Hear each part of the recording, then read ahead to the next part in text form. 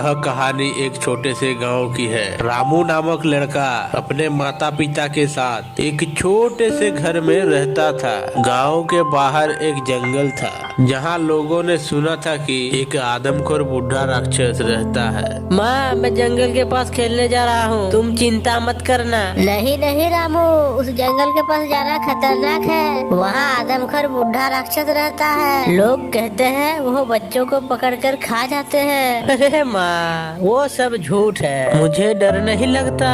रामू अपने माँ की बातों को नजरअंदाज करके जंगल के पास जाता है। वो पेड़ों के बीच खेलता है। अचानक उसके सामने एक बहुत ही बूढ़ा और डरावना आ जाता है। तुम यहाँ क्या कर रहे हो छोटे बच्चे? मैं बस खेल रहा था। रामू भागने की कोशिश करता है लेकिन बूढ़ा राक्षस उसका रास्ता रोकता है। तुम कहीं नहीं जा सकते, मेरे पास आओ, मैं तुम्हें डर से आजाद कर दूंगा। तभी रामू कांपते हुए कहा, आप मुझे क्या करोगे? तुम्हें मेरी जादू शक्ति का स्वाद चखने का मौका मिलेगा।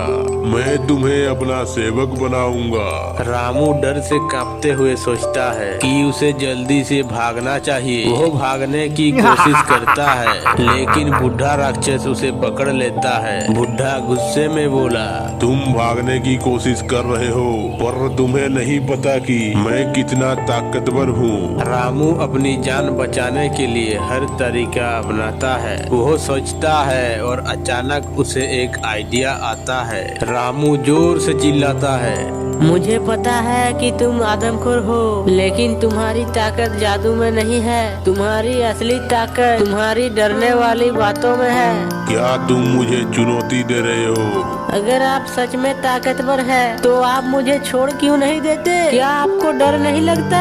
बूढ़ा राक्षस गुस्से में आता है लेकिन रामू के बातों ने उसे चकरा दिया। बूढ़ा चिंतित में पड़ जाता है। मैं जानता हूँ आप सच में आदमखोर नहीं है, आप बस लोगों को डराते हैं। रामू के बातों से बूढ़ा कमजोर पड़ने लगता है। अंत में वह गुस्से से चिल्लाते हुए जंगल में भाग जाता है। रामू घर लौटता है जहाँ उसकी माँ उसकी सलामती देख खुश होती है।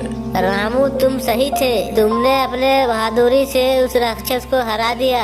अरे माँ, डर सिर्फ हमारे सोच में होता है। अगर हम डर को नकार दे तो कोई भी हमें नहीं हरा सकता। यह कहानी बताती है कि भाग्य केवल हमारे मन में होता है और हमें उसे नकार कर हर मुश्किल का सामना करना चाहिए।